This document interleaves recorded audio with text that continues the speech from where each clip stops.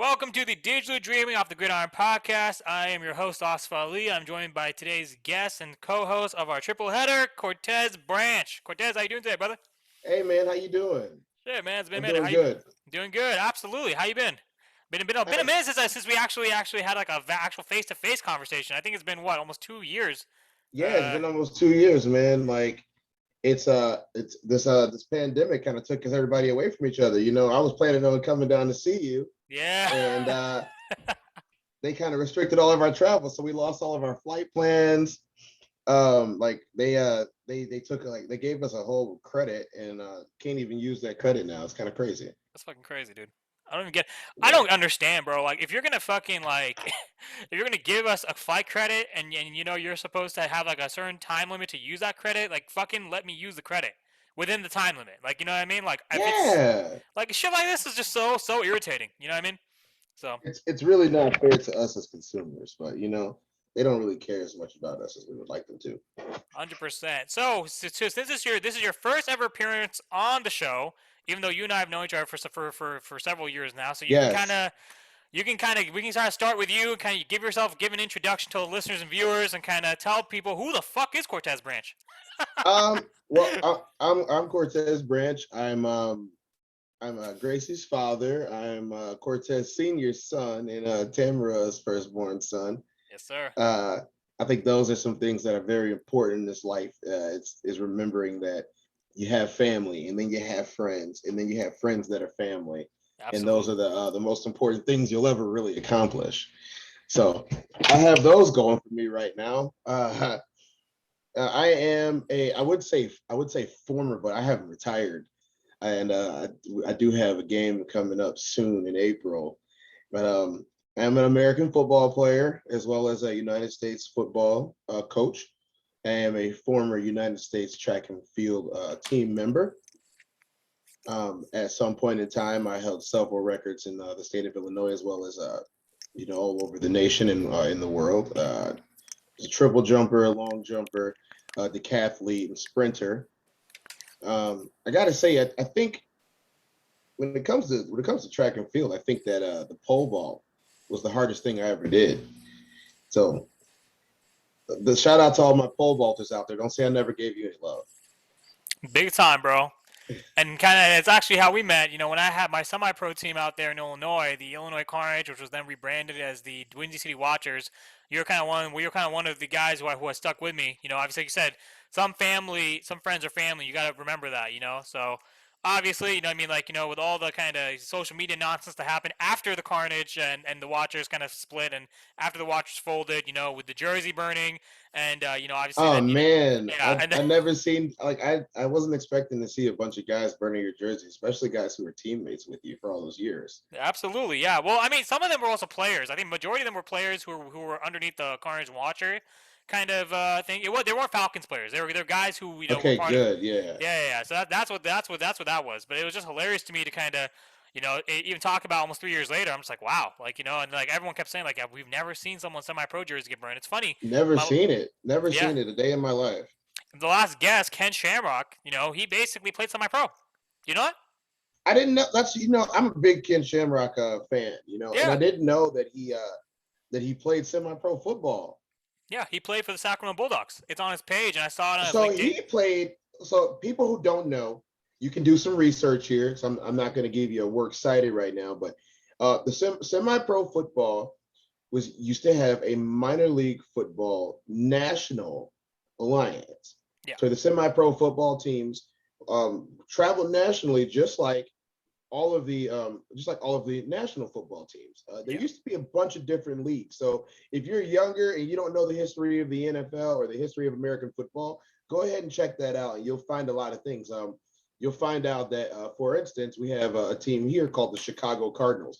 Well, the Chicago Cardinals are not the exact same organization that was the Chicago Cardinals back in, let's say, the 20s and 30s, or even the 40s, before they moved to St. Louis and ended up in Arizona, where you have good old Kyler Murray. Kyler Murray who's there right now.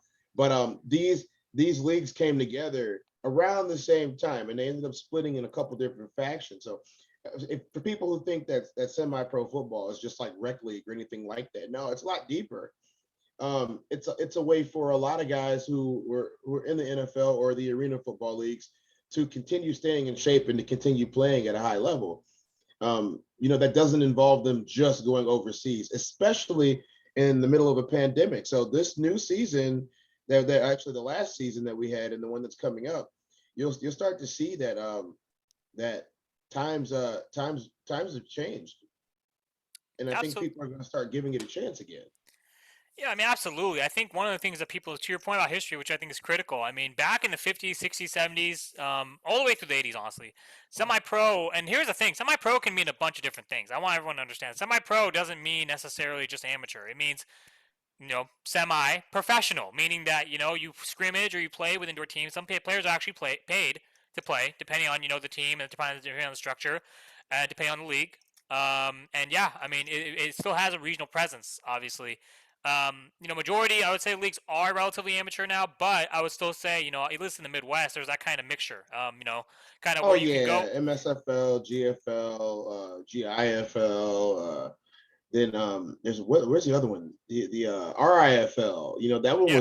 was it's still going, and these leagues provide a place for people to go and use their talents, and I think that in especially in this country, we need to understand that there are monopolies on a lot of industries, and for example, like if you go to grab a tissue, the majority of people call it a Kleenex, even if it's made by someone else.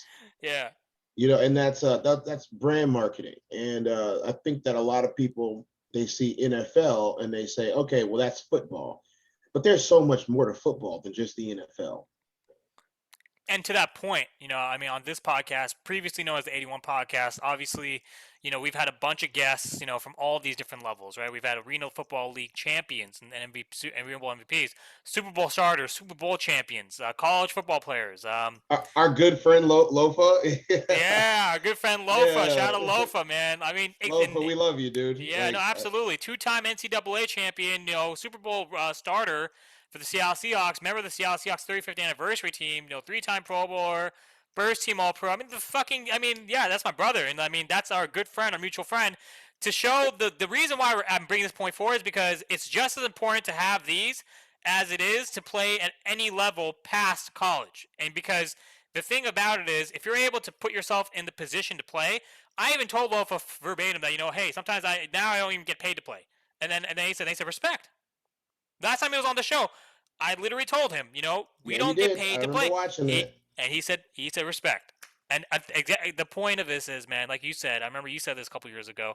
You said that some of your proudest achievements are in semi-pro, even though it's not well regarded or as respected as the Yeah, NFL, right? I'll tell you the story. I was on a team that was historically great in Illinois, Yeah. and that was the Chicago Mustangs. And Oh yeah. we challenged for titles. Mhm. We challenged for a few different interstate championships, and eventually the organization was starting to fall apart, and that we were left with about 16 guys. 16 to 22 guys. Some guys got injured and then come back towards the end of the season, but we were left with about 16 to 22 guys, and the owner faced the question of what are we going to do? Are we going to continue playing in a league where you have other teams that are playing nationally? The MSFL is a league that plays nationally. The majority of the teams in that league travel to play football, whether it be in bowl games or the individual national championships in the double A, triple A, single A, or the orange leagues or the grapefruit leagues, or even in Texas, where semi-pro football in Texas is huge. By the way, if you guys can check out, my friends, the West Texas Drillers. If you guys are in Texas, I have a bunch of friends that are on that team who are also members of Team USA. I say Team USA because we have Team USA. We are ambassadors for American football across the planet, and anytime that we get a chance to take international games, we do. And every single time, it's a blast. If I'm not mistaken, you came down to hang with us, and you guys don't know because he hasn't talked about it, but because of his accomplishments, Ali was elected to the semi-pro minor league football Pro Bowl Hall of Fame committee. So hopefully he votes me in one day whenever I retire, and I would hope that he goes and puts a check mark in my name. I would love to have a unanimous vote to go into the minor league football Hall of Fame and be enshrined there. It would be nice. It'd be Absolutely. definitely a nice change. One more ring to add to the collection. Absolutely. No, you definitely need to get those rings. So at the end of the day, that's important. Actually, and I think it's important to have these relationships. Because I remember, obviously some of the guys who play semi-pro, who basically tried to when actually since I'm like as we know and as my fans know, obviously like through my fan presence, I did end up getting some detractors not too long ago, a couple years ago on social media, and you're one of the few to actually defend me in that forum, that group, I think it was Facebook, whatever, right? And essentially, ultimately, like, depending on, whoever is coming at you, you're gonna have to understand that if you're not good, they're not gonna be saying anything. Because if you don't have haters, Mhm. you're not good at nothing. And I at the end, watched you spend $50,000 in one day to launch a new team in the league. right, So I know that a lot of people don't understand what it takes to either compete at levels or to compete with executives. And I think that at an executive level, it's a lot different because we don't have NFL funding for the arena football teams or the semi-pro football teams or any of the minor league football teams. Unlike Major League Baseball or minor league baseball, we don't have those same affiliations. There is, for example, we had feed league teams that they don't really do as much anymore because they kind of take their talent from college. You had the XFL, which brought a lot of players out. You had the what was it, the AAFL that came out for AAF, yeah, AAF. And I'm not speaking negatively against the NFL. I'm not speaking negatively against ESPN, but I will say that because of ESPN, the NFL, and all of their partners, the minor football leagues have taken a huge hit because their primary crop of talent comes from college. College makes them a lot of money, and up until recently, it was a relatively easy thing to just take a bunch of talent from college because those players aren't being paid, right, and absolutely. because those players aren't being paid, it's the easiest way to do it. You can't get free agents into places anymore because they have a bunch of college players they're waiting on. And even the guys that do come in, it's ridiculously difficult to make it off of one of those practice squad teams. I'm gonna tell you firsthand, it's almost impossible to make it off a practice squad team. It It's is. you have a less than 2% chance. That just includes the guys that are also competing against you. If you don't have a pedigree or a name behind it or someone pushing it or a great agent or a publicist, you're probably going to stay on that practice squad team no matter how good you are. And I mean, 100. there are exceptions to the rule, like Kurt Warner. There are lots of exceptions to the rule. I'm not saying that that's where you go, but there's guys that aren't in the league right now that have a lot of talent, that have a lot left in the gas tank, and it's just because they can't find the right door. 100%. I think, to that point, one of my former guests, and I'm going to try to get back on, Total Leona, who's now in AEW, he had a little stint with the San Diego Strike Force, and he also basically had to work, around some other kind of constraints in terms of kind of, and he said because he was also a JUCO product like me. He also said that, there are guys in the NFL who shouldn't even be there, but there's guys who are NFL talent who aren't there, you know? Oh, there's tons. I'm gonna tell you this right now. I I am not taking anything away from any of the league starters, but I'm going to tell you right now, there are guys that started most of the games for their teams this season that shouldn't be on the field. Yeah. There are teams that were in the playoffs that there were better options on this planet at quarterback. And I'm not gonna take away from anybody's accomplishments because everybody works hard, and I don't think that anybody knows how hard it is to be a football player, and that's not just in the NFL. I uh, I coach.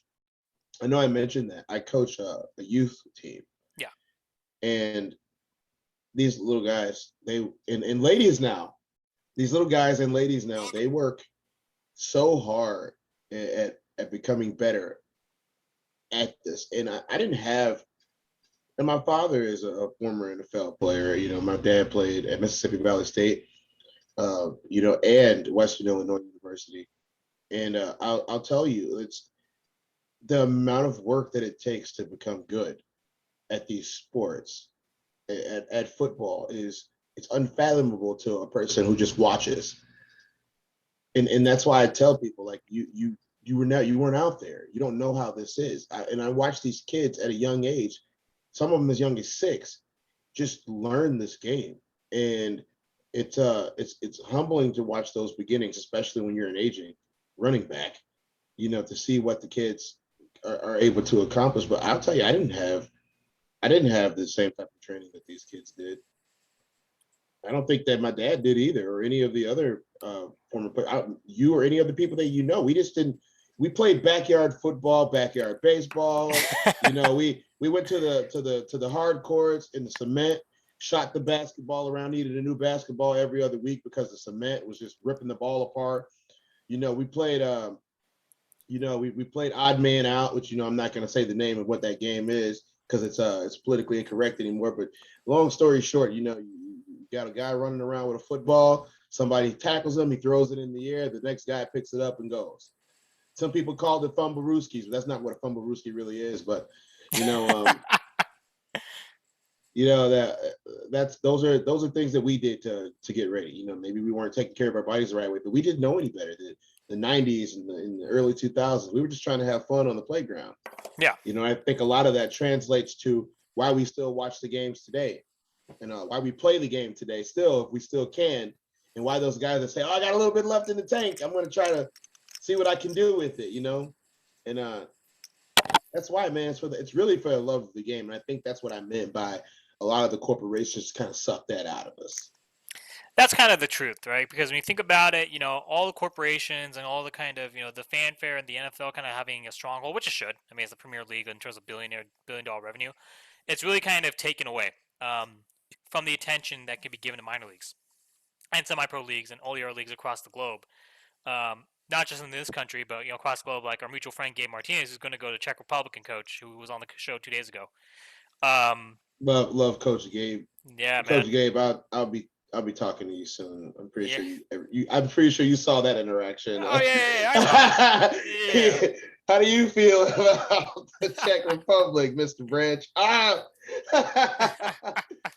We don't know.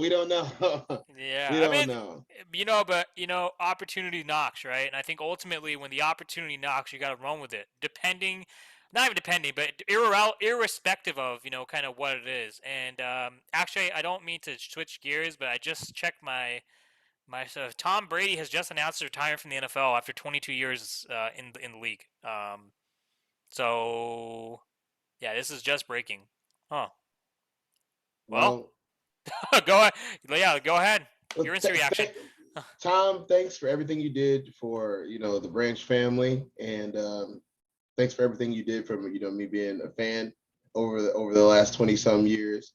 I was watching the game where Tom Brady replaced Drew Bledsoe. I was a Patriots fan with Drew Bledsoe. Yeah. And as me and you have talked about on numerous occasions, I was a Patriots fan with Drew Bledsoe, and I watched Tom Brady replace him. Just like And our mutual friend Lofa, Patriots fan with Drew Bledsoe, yes, like he said on this podcast. Tom Brady became my favorite quarterback from the moment that I saw him play in the NFL that first game. And a lot of people have hated it over the years. A lot of people have, loved it over the years. But me, I have a lot to appreciate when it comes to watching Tom play and things that Tom stood for. I kind of had a feeling that this was this last year for him because when that Man in the Arena came out, it just seemed like he knew he was ready to be over and ready to be done. See, I didn't know that. I thought the Man in the Arena was just kind of him, kind of recollecting all the moments he shared and kind of, giving fans an introspective look, kind of similar to what Jordan did with The Last Dance. But I guess, like now, I mean, to your point, now, I mean, I guess you're proven right. I mean, it was literally, It just sounded like a swan song to me, like yeah, it was like the season was a swan song. It's like, I'm gonna come out here and give everything I got one more time, and I'm gonna do it at the highest level. I'm going to lead the league in everything, and then I'm going to walk out on top. And to me, not saying that Peyton walking out after winning a Super Bowl was worse, but Tom came out and led the entire league in every category. Yeah. Except rushing yards by a quarterback. He's never gonna win that one, not even in his young days.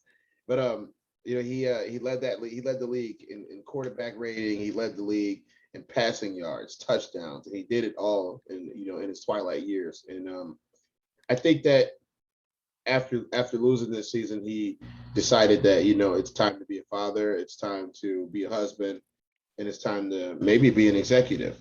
I don't think we're done watching Tom Brady do Tom Brady. I think, and now you heard it here first. I'm going to make a bold prediction. So you guys can come back and watch this however many years that it takes. I think that when Belichick retires, Tom Brady will take over as quarterback as head coach of the New England Patriots. Wow. That's a pretty bold prediction indeed. That's what he's got left. He's got to take over as head coach.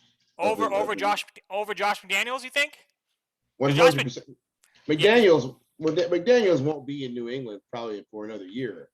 I really think that somebody's going to pick him up and make him a head coach somewhere. There's 7 head coaching vacancies. Yeah, I talked about eight if you count Chicago, because I don't really even know who that guy is. So, I know who he is. All right, a guy who blew 7 fourth quarter leads in Indianapolis this season. Yeah, the OC, right? Is it DC or the OC? He was the DC. DC, yeah. That's what Marcus Ogden yesterday's guest was talking about. Former NFL vet. He played 5 seasons. He basically said he's like Indianapolis DC over guys like Leslie Frazier, over guys like Byron Leftwich, over guys like Eric Bieniemy. If you're gonna rehire a DC, hire the one that got you to the Super Bowl. Reach out to Lovey. Yeah, like Lovey. I mean, at the end of the day, if you really think about it, there's such a disparity with African American coaching hires, but it's not about race. It's about getting the most qualified. To your point, getting the most qualified candidate for the job, the guy with a proven track record to get you to the fucking Super Bowl. It may not be Lovey. It may just be someone Lovey got fired after a 10-6 season. Right. He did. 10-6 playoff season. Never had a losing season in Chicago, and had to deal with one of the worst. Rex, I met you, man. I do like you in person, bro. But let's call a spade here. You were not the best draft pick out of that draft at quarterback. And I mean, you know it too. So there's no disparity. I'm not throwing slander at Rex Grossman, which but numbers don't lie. Women lie, men lie, numbers never lie. And Rex, you were not that good in Chicago, and you still used your weapons around you, used the coaching that you were getting and the leadership, and you got to the Super Bowl against the Indianapolis Colts. And I gotta say that sometimes you gotta get it out the mud. Us being minor league football and semi-pro football players and arena league players, got to get it out the mud. You got to do what you can, what you got, and that's what you guys did. And I think that Lovey would have been a much better hire, in my opinion. Yeah, I think Lovey would have been a great hire. I think also, when you think about it, Lovey as a just as a mind, as a defensive mind. I mean, he can draft a lot of different types of schemes, a lot of creative schemes. But I don't know. I mean, I also think forget Lovey. What about Eric Bieniemy? Why hasn't Eric Bieniemy gotten it? He should have gotten it. Leslie Frazier should have gotten it. Yeah, what about Brian Flores? 7. He lost 7 and won 7 straight. The first coach in NFL history to ever do that, and he gets fired the same year because of some bullshit ass poor relationship excuse with the GM and the players. And when I spoke to Marcus about yesterday, he said point blank, he's like, that's not the reason why, but that's their cover. That's even Byron Leftwich deserves a shot. Byron fucking Leftwich easily deserves a shot. That's what Marcus kept saying. These are what you're saying is being echoed from a guy who actually played 5 years in the NFL, right? And it was Jonathan Ogden's younger brother. These are the types of things you gotta consider. Look at the track record and look at the potential of the hires. These guys are. You're talking about some heavy hitters. You're talking about Byron Leftwich, talking about fucking Eric Bieniemy, who's a Super Bowl champion. Brian Leftwich, also a Super Bowl champion, who won a Super Bowl as a player too. You have Brian Flores, who won multiple Super Bowls with the New England Patriots. What am I missing here? Leslie Frazier, who was also on the Bears '85 defense, and he had a pretty good run. when he was head coach of the Leslie Vikings. Frazier would have been one of those Cinderella hirings that I would have loved to see because it would have been able to chronicle. Could you imagine how much media they could have created My God, from hiring Leslie Frazier?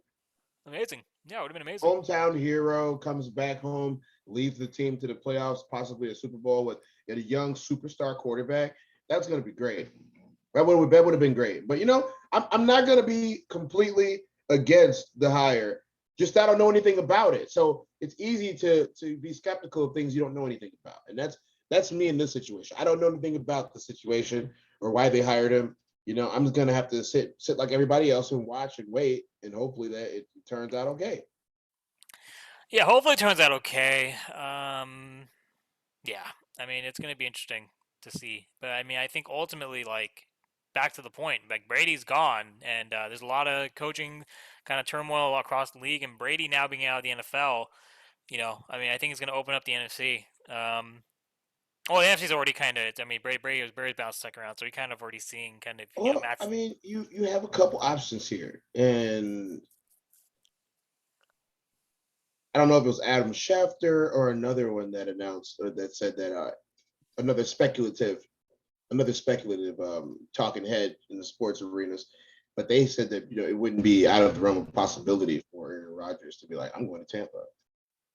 Yeah, Aaron Rodgers could go to Tampa, or he could go to SF, or he can go to I don't know where he's gonna go. But I mean, Because Jimmy G's contract's up after this year, isn't it? it is, and they're looking to. It's either his contract's up or he's in his final year of his contract, and they're looking to either, depending on how tomorrow goes, they're gonna either keep him or they're gonna ship him out, and I know so you and my dad are 49ers fans. yeah, I can't wait for My that. dad's a longtime 49ers fan. But then, you, my brother. I mean, what'd you say? You said fuck the Niners. Oh, well, fuck the Niners. I mean, I have to go. I got to go heads up against my dad usually.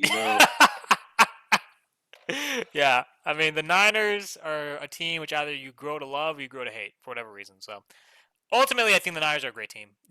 We have great shots. I don't know if we will be able to do everything that we want to do, but I we'll mean, see. I don't see them not putting up the biggest fight against LA. Yeah, absolutely. I mean, we beat them twice already this year. We beat them to That's close that's out, my point. That's and my point. And let's say this right now. Debo, they say Debo coming around. He said, "Man, hide your chains. What you gonna do? I'm taking mine off. I'm gonna tuck mine in. Debo will snatch your chain. yeah, Debo D, Wolf. Yeah, Debo will snatch your chain. So watch out. Debo. I saw that he had a little tweak of his ankle last yeah, week. yeah. If he's healthy, he's gonna be a problem for LA. He's going to be a big time problem, I think. Ultimately, but it's actually not so much him. It's Trent Williams who I'm worried about because the high ankle sprain, and that's what they've been monitoring Yeah, that's throughout the the one week. Yeah, that got the big me. question mark is Trent, and basically that's what Marcus, when I spoke to him yesterday, he said, yeah, he's like with Trent, they like to slide him out. But with that said, like you can slide him out, but I mean, I don't know. I mean, they're gonna have to figure out something. Now If you just know me. I was game planning and fantasy booking my Tom Brady's eighth Super Bowl win. So I was saying to myself while I was watching the game, I was like, okay, Debo's a little bit hurt, Trent's a little bit hurt. All right, so Brady's gonna attack this section, then the Tampa defense is gonna do this, and I was just like, and then they lost in oh that no, no, you mean heartbreaker. you mean the Rams, the Rams. Yeah, well, no, I'll talk about Tampa Yeah, because I really thought that I'm watching the game in a bar that day and eating dinner. yeah. I guess you could say it's lunch because it's like early afternoon, and I'm watching. I'm like, okay, Brady's about to do it again, and then it looked like he's about to do it again, and then Cooper Cup just burns the secondary with like 13 seconds on the clock. I'm like, how? I'm like, how? I mean, this is not the way it was supposed to end. But in my mind, that was what I was thinking. It's like, okay, this is what's going to be able to happen because San Francisco's going to be banged up, when they face Tampa. But nope, LA was able to eke that one out and win. So I'm eager to see. I'm sorry, LA. I really am. I want San Francisco to beat the crap out of you. I Oh really do. shit. Let's see. I You know, want I I want San Francisco to beat the crap. I'm gonna declare I want San Francisco to beat the crap out of LA because they sent my man's into retirement. Yeah, they did. I mean, and it's gonna be interesting to watch because if we can, if the Niners, it depends on how our defense plays. if the defense shows up, and that's what Marcus, he brought up an interesting stat, which I'm going to repeat. It's the Jimmy G 6-0 against the Rams. So, Oh yeah. Oh yeah. And he's got Debo. Is Debo listed as like questionable no, or anything? no, Debo's good. Debo practiced the full week. Oh, So. then it's on like Donkey Kong, Nick. Hey Debo, come on, man, get a lick for me. I'm literally looking forward to seeing what's going to happen with this game. I'm looking forward to, I'm looking forward to a great game. Obviously, in the AFC, rehashing what I talked about yesterday. Kansas City, Cincinnati. Yeah, I don't know. I mean, it's going to be interesting at best, or at least to say, wow, look at this. We got two of the youngest quarterbacks, or not the youngest, but two of the best young quarterbacks in the game today. Patrick Mahomes obviously has already proven himself to be that guy in big time, big game situations like tomorrow. Joe Burrow, Cincinnati. You talk about Cinderella story, like you're mentioning Cinderella story earlier, on the podcast. Like the fucking the Bengals are the definition of Cinderella story. If you really So think you about want it. you want to know? I want Joe Burrow to win it all. Yeah, that'd be hey. I'm a big, as you can see, I'm like, okay, you want to name my teams? I was always Patriots. Even I was still a Bucks fan too, even before Brady. Hey Jameis Winston, you gonna have another shot, man. So you get healthy. The Saints are, they're going through a coaching change and they might go through a quarterback change too. So my boy Jameis is gonna get another shot somewhere because he played great before he got injured. I was, huge San Francisco fan. Never, everybody knows that the Rams are from St. Louis. My dad's from St. Louis. I was never a Rams fan. My dad really wasn't a Rams fan either because he said that the Rams are going to leave years before they actually did. So my dad's always been a 49ers fan. He likes the Bears a little bit, being that we lived in Chicago for a long time. He likes the Bears a little bit. But he's always been a 49ers fan. My dad's a Kappa. And so he likes those colors and everything. Me, as you can see from my color scheme, I like some LSU. I like some Lakers. I like some Bulls. And I don't care what anybody says about it. You can't be a Bulls and Lakers fan. If Michael Jordan is a Bulls and Lakers fan, then I'm a Bulls and Lakers fan. That's just the way that it goes. Yes, sir. Yes. Lebanon or no Lebanon. No, I'm not wearing number 24 because of Kobe. I've been wearing 24 since I was, my first jersey number ever when I was a little kid. Kobe was wearing number 8 when I was wearing number 24. Just letting y'all know. Right. Just letting y'all know he was wearing number 8 when I was wearing 24. I never stopped wearing it, and I never will. So I loved watching LSU play, and all the years they were great. Honey Badger. That guy doing his thing. I actually like Tyrann Mathieu. You know what I'm saying? I like watching him play. Yeah. I love some Joe Burrow. And I loved everything he did at LSU. I liked when they just kicked the crap out of teams down there. And I was sad this year because LSU wasn't that good. Yeah, no, it really sucks. I mean, I was really hoping that they would kind of do something this year. But I think ultimately, with LSU, I mean, you got to look at it from the vantage point of, it's just when you lose all that talent, from the championship team 2 years ago, like it's really hard to really maintain competitiveness in college football. So, yeah, what happened to Moss?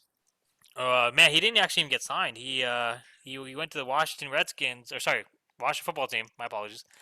And somebody's gonna edit that one out.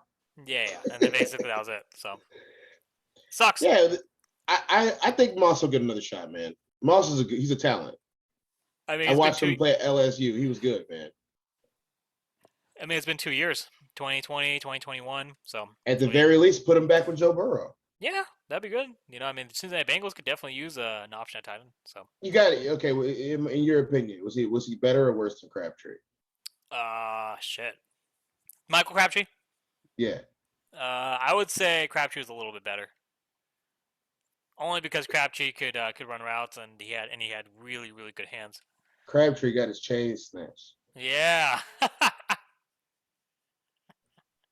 I remember that. He literally got his chain snatched off by a Patriot at that. At that. So Can't Well, really being actually, too upset about that. no. He was a Denver Bronco during that game. Yeah, he was a Bronco when he did it. Yeah, He was a Bronco. Talib. Keep Talib, brother. Yeah, he went and got him. You know, He it's funny definitely got him. because like he was talking crap on social media saying he was gonna do it, Yeah, and then he he did. did it. He did. I, I I hate to break the news to everyone who watches the polished product that the NFL puts out there. But if you've ever been to a semi-pro football game, even in like the lowest of leagues, they have the exact same crap happening on NFL sidelines. It's just that they edit most of that stuff and you can't see it. Yeah. So people are people at the end of the day. I hate to explain that to you guys. People are people at the end of the day. Yeah, at the end of the day, the trash talking is exactly the same. You know, the competitiveness is exactly the same. It's literally just a bunch of Oh, we got some more updates. yeah. So it's Adam Schefter says that the quarterback has yet to inform the Buccaneers that he's retiring. So it's not a done deal basically. So it's him saying that he's ready to move on, but he hasn't said anything to the Buccaneers about retiring. That's so interesting. So What why does would that they? mean? Yeah, I Yeah. know. Yeah, go ahead. See, guys, we're getting live updates while we're doing this, so it's kind of cool. Yeah. I like that. So I mean, it's kind of cool, but it's like I don't know, man. I got to see what I got. In my opinion, he's probably going to retire. I mean, yeah. He's He got would nothing left to accomplish. Yeah, I mean, what at this point, 7 Super Bowl rings. What are you gonna do winning if you can even somehow manage to win an eighth? What's that really gonna do for your legacy? Not What much. year? What year Super Bowl is this? This is the 56th Super Bowl. So Tom Brady has played in 60%. No. It's Tom Brady's played in what was it of like 25% of Super 25% Bowls. of all Super Bowls. Yeah, One player, one quarterback has started 25% of the Super Bowls. it's insane. No, it's not exact math, guys. I know we're doing a show right now. You Yeah. know, brains jumble. You know, but it's insane to see how much that somebody has played when all this has gone down. It's crazy.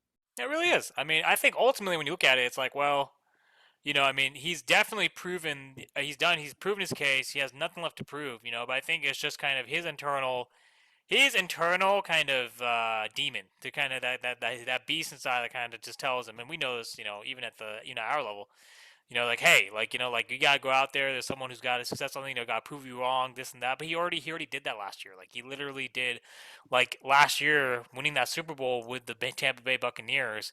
Like in his first year there, I mean, here's so many first. Like, I think that's the first time a quarterback's ever won a Super Bowl in his first year after being traded to a new team, and he's the first Super Bowl MVP to win the award with two different teams. I mean, so Hey, Joe Montana tried it, and so did Doug Flutie, and yeah, the infamous you know Jim McMahon story.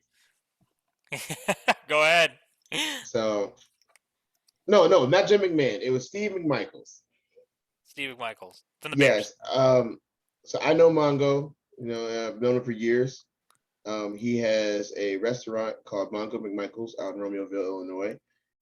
He did run for Romeoville mayor. And when I was coaching football in Romeoville, the youth leagues, he used to put on the showcase for us every year at his restaurant. And he was telling me a story one time about how they were just calling him Doug Flutie a midget all season. You're like, oh yeah, we would have been back-to-back Super Bowl champions. We'd have a midget as a quarterback. And I was just like, oh my God. You gotta think Mongo is this giant man. Now I know you're familiar with Mongo, not just from football, but from professional wrestling as well. Sorry, did you And say something about? Did you say they know something? we love our belts, No, man. did They you know say we love something our belts. about something called pro You know, wrestling? I'm not sure what that former is. I'm not sure what that former is. IC champion, former United States champion, former WCW champion, Mongo Hey, Cortez, McMichaels. you're on mute. Oh, how'd that happen? Nope, I got it. Yep, we're good. Sorry. There we go. We're good. Yeah. Yeah, I was gonna say former multi-time champion and four horsemen. Remember, all my care and my hopes go out to him, and I know that he made it public that he's suffering with I believe it's ALS. ALS. Yeah. Luke Erics, and I hope that you have peace, man. I really do. You are a great man. You always were, and every time that I saw you, it was nothing but love. You know, can't say it was the first Super Bowl ring that I ever got to touch, but that was very special that you let me put that ring on. I normally don't put other people's rings on when they give it to me, but you insisted, and it really drove me to keep going. And now I got a couple rings myself, and I'm really happy. I'm really happy about just the people that drive you to keep going. He's one of those people, so he still is. He's not gone, but I probably won't see him. Because he can't really go out in public right now, especially with everything going on with the pandemic. Yeah, no, absolutely. I mean, and obviously, same thing with me. Got my rings too. We both got our rings, so Oh yeah, had to yeah, get him. had to I get would. them. I want that Hall of Fame ring so bad. So gotta gotta vote for me, man. Whenever I retire, you Got you, know. bro. Yeah, I think ultimately though, like to your point, I mean, Steve McMichael, yeah, I mean, he was a great athlete. He even kind of he crossed me, he commingled with the arena scene too. He was coach, I think, with Chicago, the Rush, and yeah, no, he was awesome. He was awesome as a Yeah, player. well, I got to meet him there too because my friend Todd Howard was playing defensive back for the Rush the year they won, Oh, okay. and I was still in high school when that was going on, Yeah, and absolutely. I Yeah. got tickets. So if you guys don't know, I'm shouting out Todd Howard. Todd Howard picked off Tom Brady at Michigan because they were both playing in Michigan. So their spring game. Um, is it the spring game or was it the fall game? One of those showcase that Michigan does, where it's like blue versus yellow or whatever. And I got to watch Todd Howard pick off Tom Brady when Tom Brady played at Michigan. Todd Howard was there too. It was great. It's one of those things that he'll I know he'll remember for the rest of his life. He's actually a youth football coach too, coaching at the high school. Todd is, and all the success goes to him and love and care. The dude was definitely a great mentor to me growing up. As and being a friend on top of being a mentor. So it's just funny how all those things come full circle. The football community is a lot tighter knit than you guys think. Yeah. Definitely is. So, yeah, no, I mean, it'll be interesting to see. But yeah, let's go ahead and switch gears to pro wrestling because I want to talk about this. We got the Royal Rumble Oh tonight. yeah, Yeah, Royal we got Rumble, baby. Lashley versus Lesnar. I mean, that to me has the makings of an all-time classic feud. And I'm not sure. Kind of the women's side, they have a lot of they let Sasha come back on SmackDown instead of the Royal Rumble. I didn't really understand that.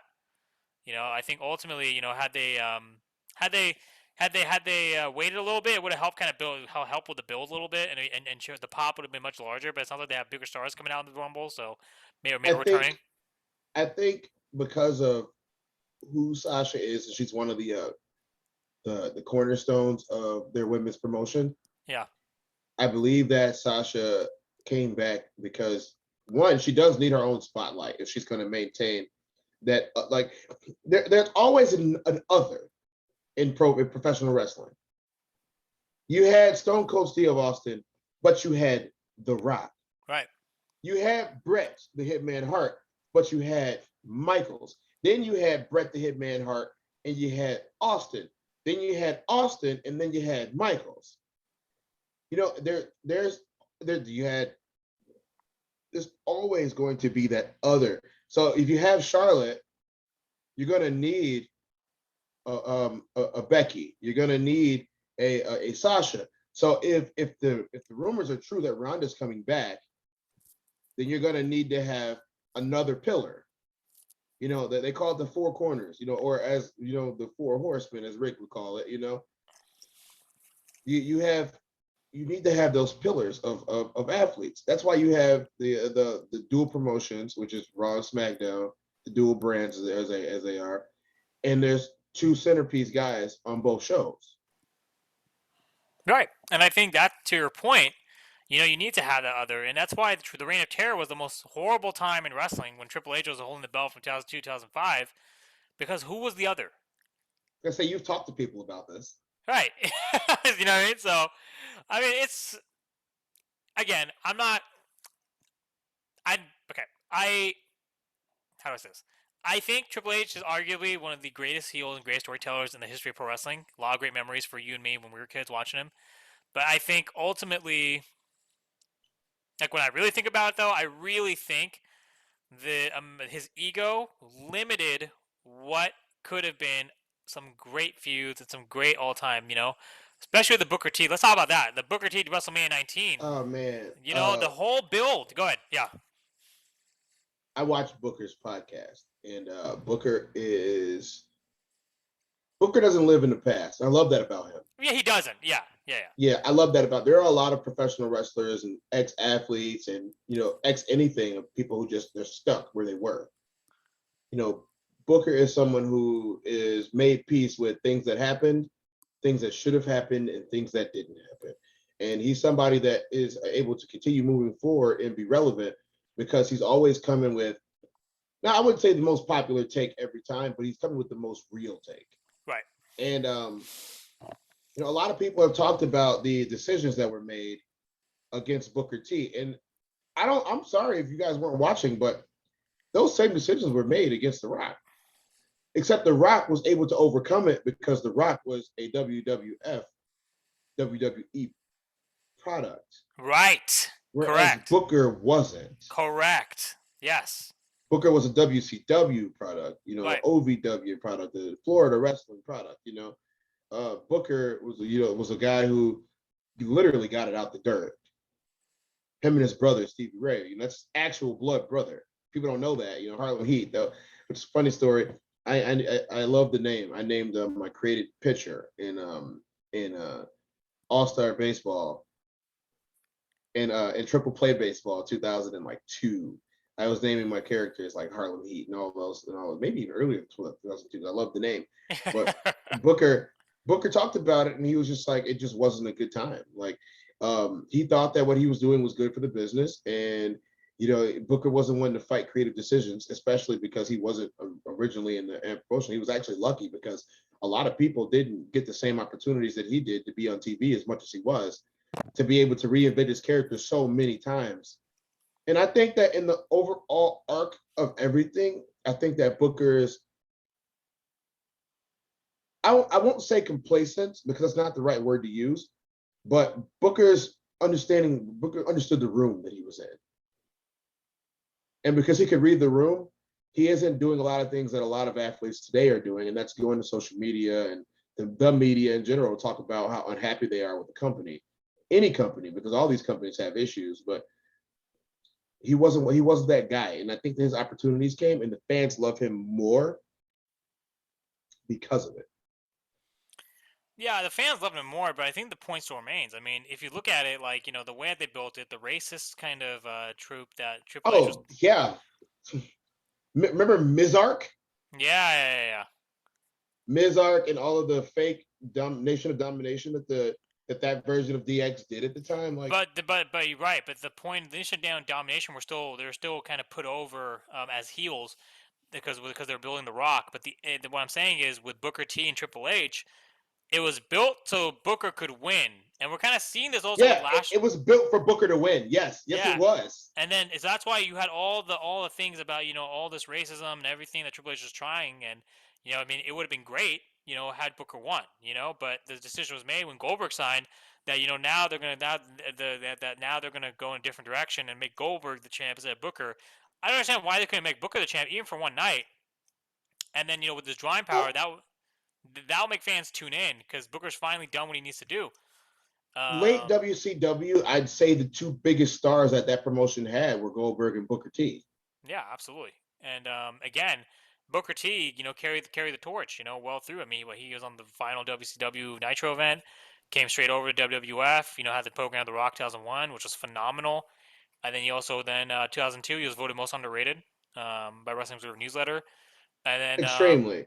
Booker T's work rate, his athletic ability at the time, like, yeah, can you say it was wasted? I think so. I think so because during that time period up until 2006, when they finally made him the champion, was King Booker as a heel, like it was his drawing power. I never understood why King Booker had to be a heel. Right. Because the fans absolutely loved King Booker.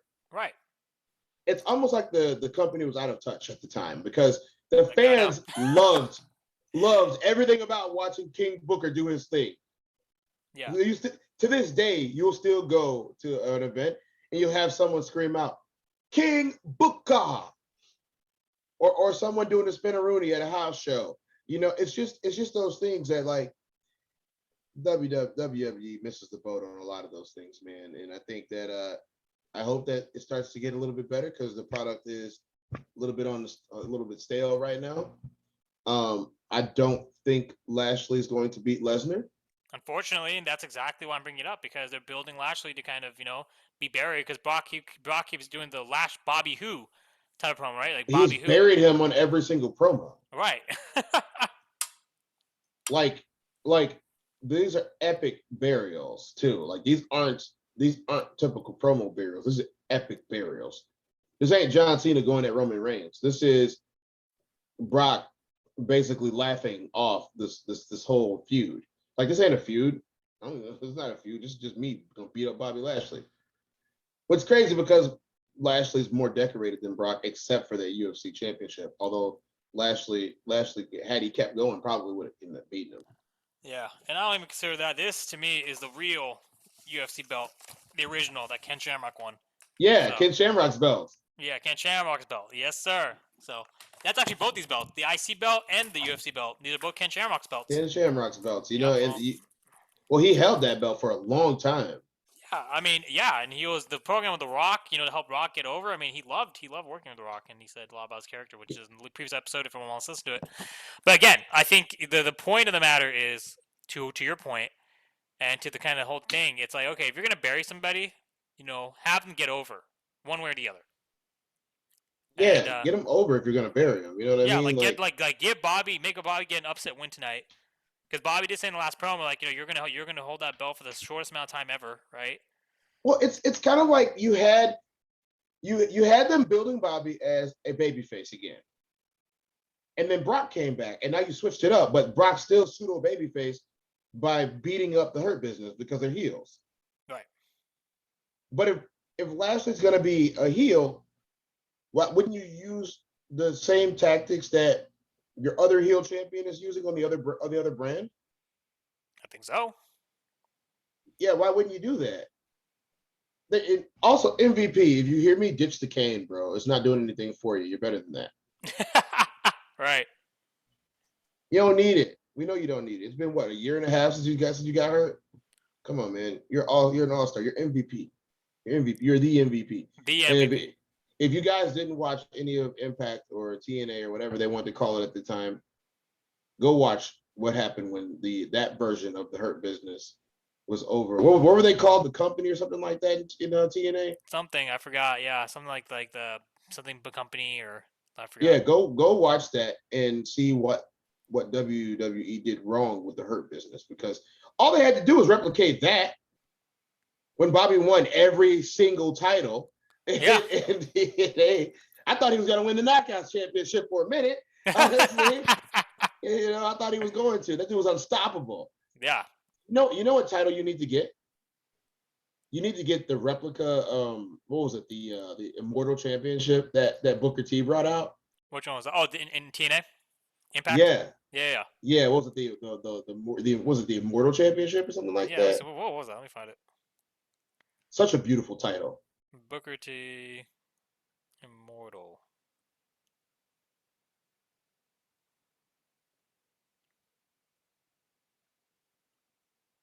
I guess I don't have it. I'll find out which championship that was. Yeah, I thought it was a TV champion.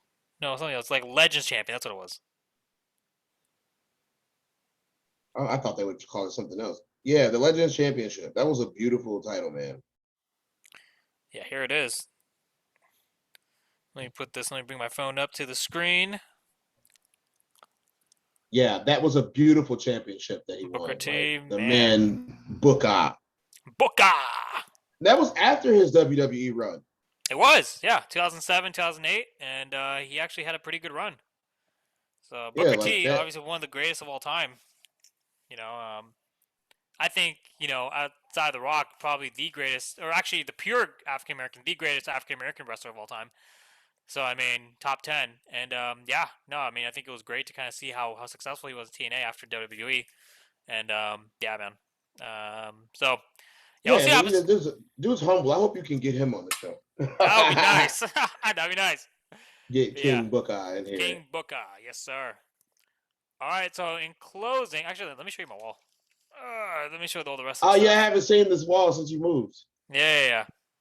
So this is all like just like a fucking hodgepodge of everything you can think of. So, and then obviously Well, professional side. before you close, I want to do a thing. I want to do a thing that I normally do with other people. You know, Yeah. when I come on any of my shows that I'm on.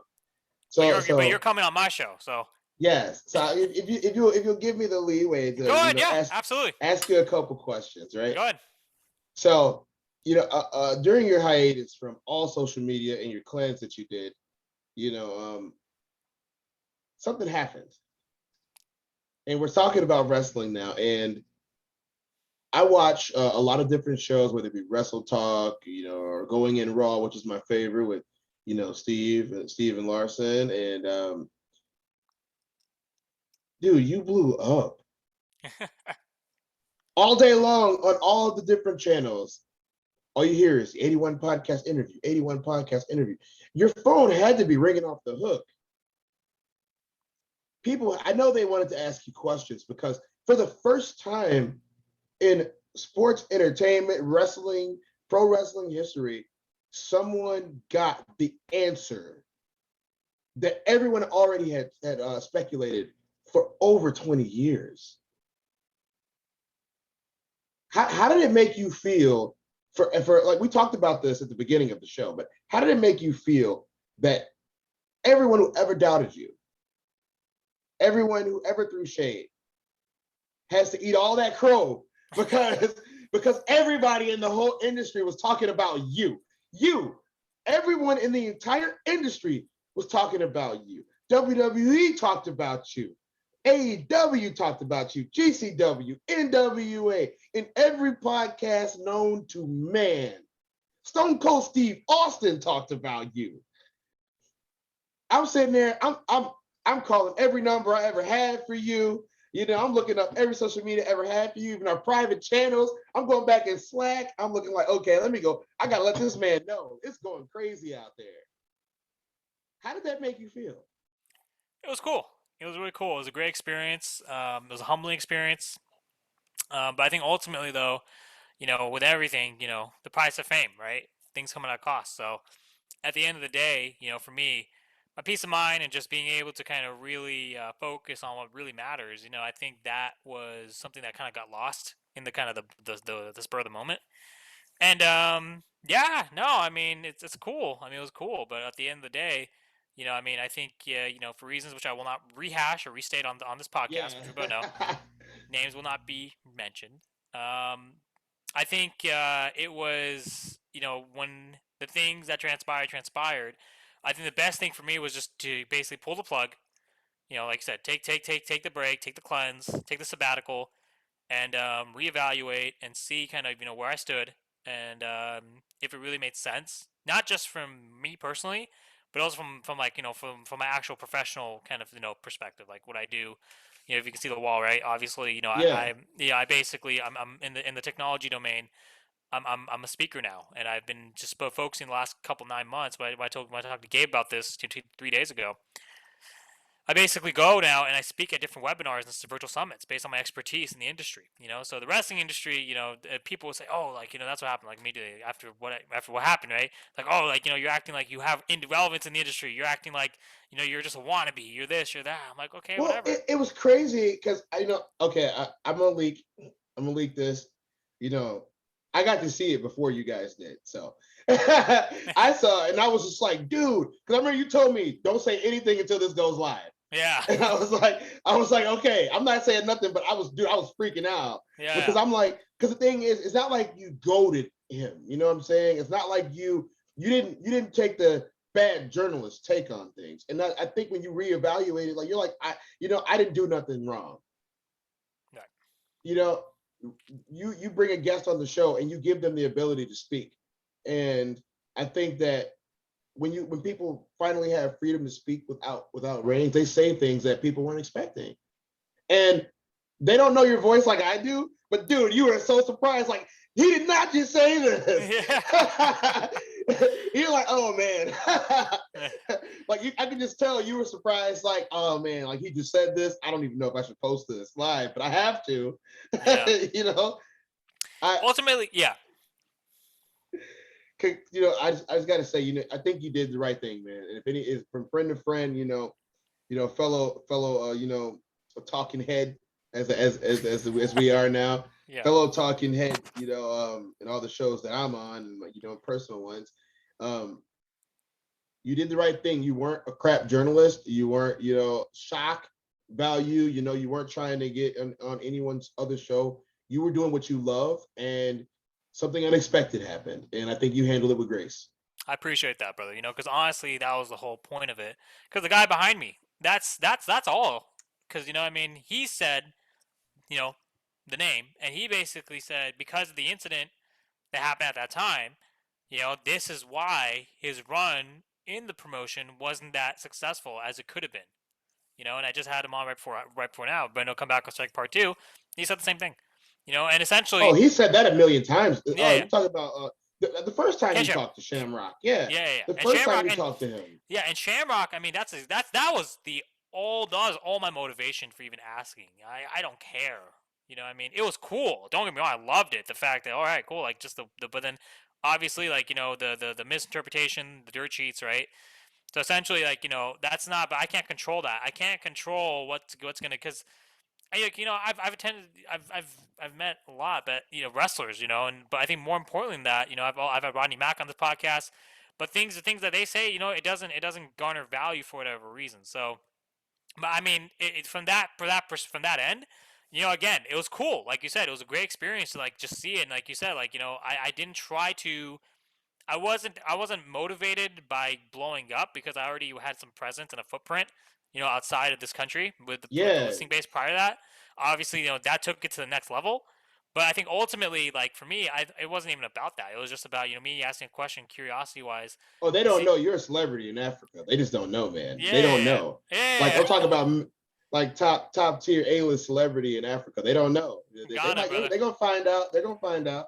Yeah, they'll find out, and I think, but yeah, but especially with the rugby, with the Ghana national rugby team, the Ghana kind of the rugby leagues over there, I definitely have some, some, You had the kid switch his number to 81, but just yeah. just to honor you. No, the You kid did it on know. his own. No, the kid did it on his own. He said I'm taking your jersey. Before I deactivated Yeah, that's social what I'm media, he said last year, saying. he said that because his middle name's Ali, right? Steve Ali Muhammad, shout out, right? He said I'm gonna take your 81 and I'm gonna wear this next year. And then he said send me that autographed jersey. And he was on the podcast 2 weeks ago. And I basically had him on, and then he basically said it's an honor to be on this with a legend of you. You're a legend of the entire world. That's what he said. And then he said, like, for an amateur like me, I really appreciate you kind of, sending me your memorabilia. I really appreciate you having me on this platform. I really appreciate you connecting, breaking boundaries. That's what this podcast. That's digital dreaming off the gridiron, man. We're doing shit off the gridiron. We're dreaming and realizing our dreams in the digital space, right? So ultimately, I'm not going to be everyone's cup of tea. I see my demographics. I know who my listeners are. I know exactly what they like to listen to. I give them what they want to hear, right? I'm not going to give you anything else, because and it's not even about what you guys. This is what I care about, and I think you guys will care about too. Or if you like me, then you'll like this podcast. You like this platform, right? If you don't, that's fine. Whatever. There's so many other podcasts out there you can listen to. But bottom line, right? I think it's just kind of the experience and just being able to kind of have it was cool. But ultimately, I think having it, it's done, it's dusted.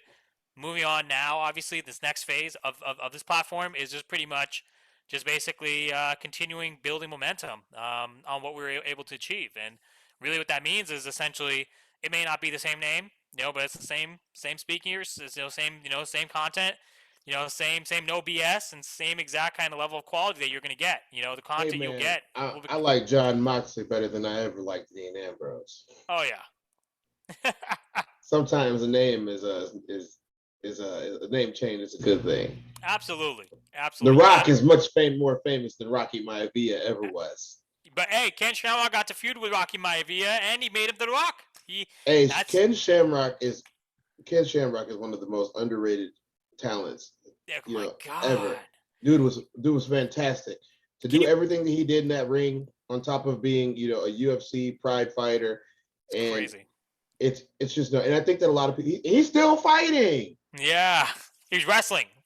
Yeah, people should watch and listen to a lot of things he has to say. Dude's a good guy.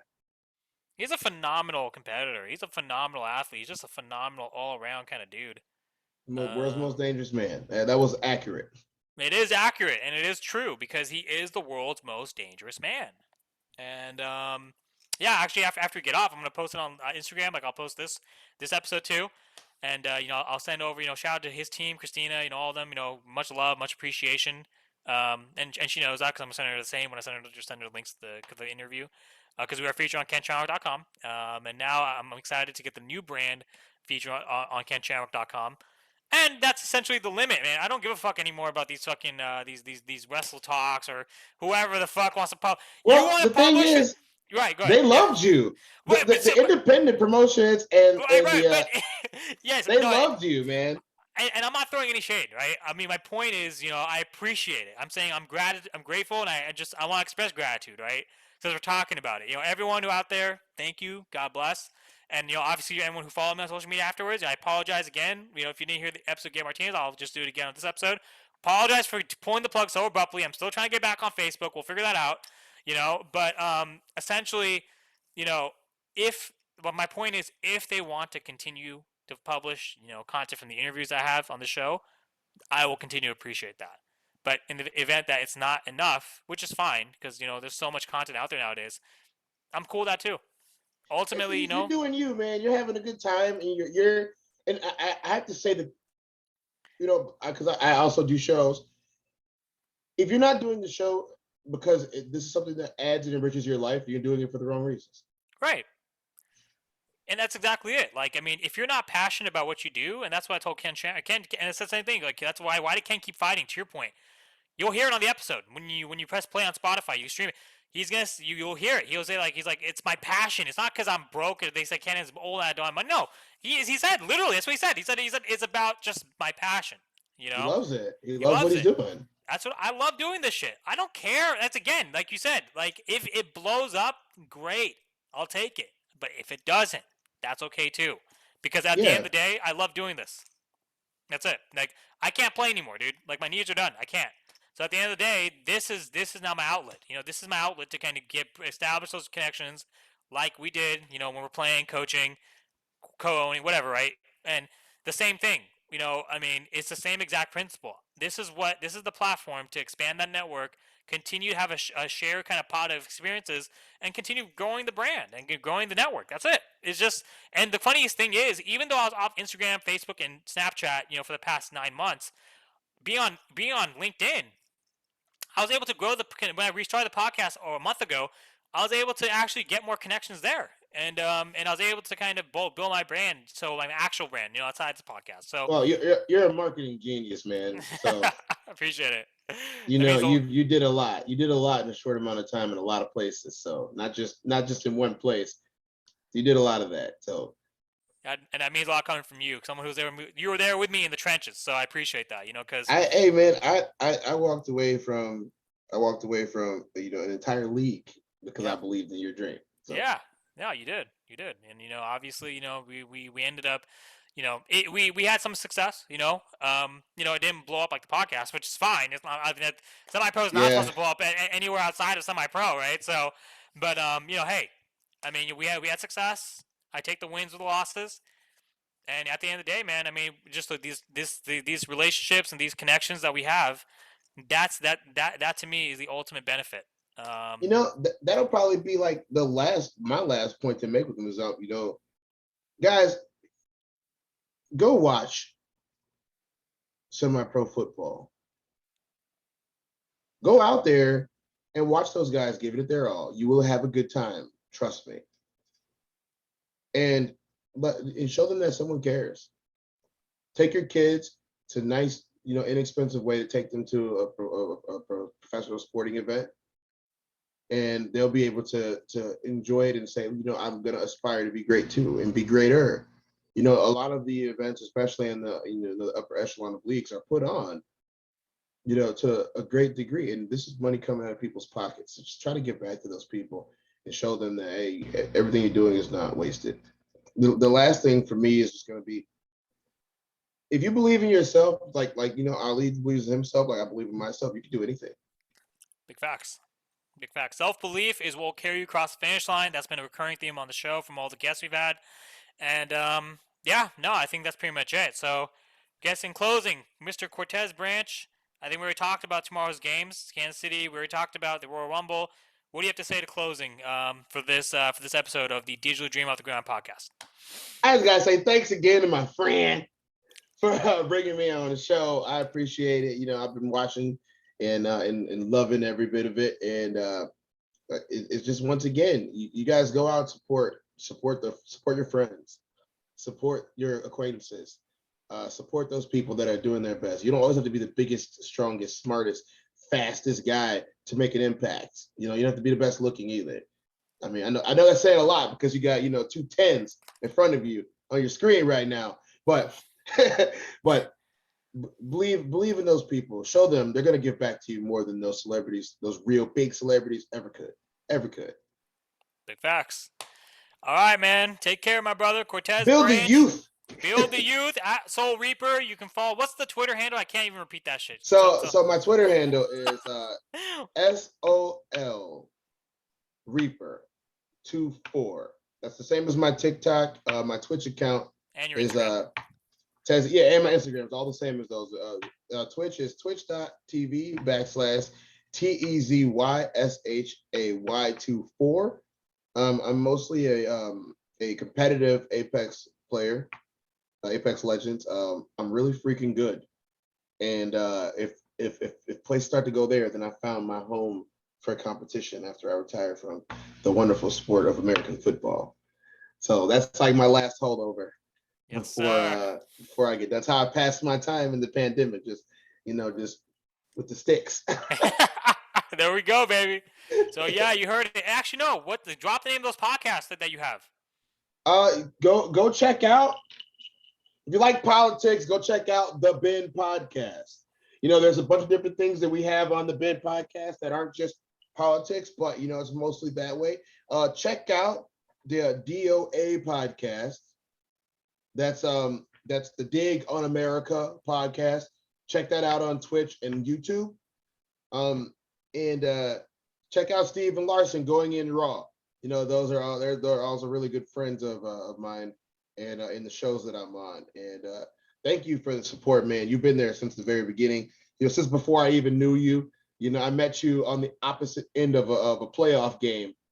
Yeah. I was playing for the opposite team, and we became friends ever since. Yeah, I remember that. Yeah.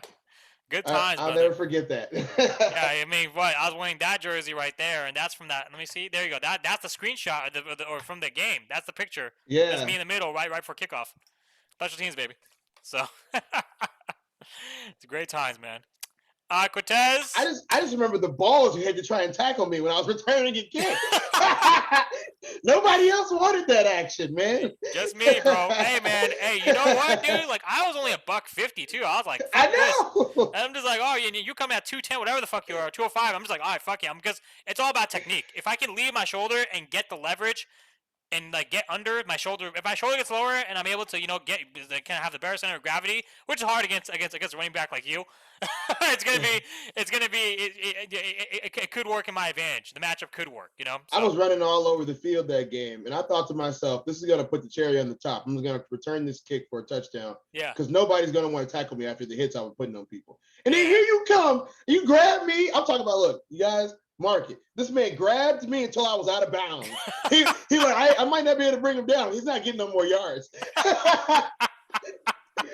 Ever since that day, me and Dude's been friends. So, I love you, man. Thank you for having me on the show. And I appreciate it.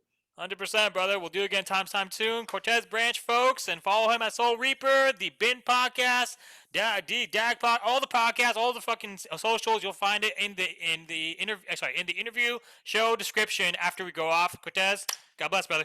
Take care.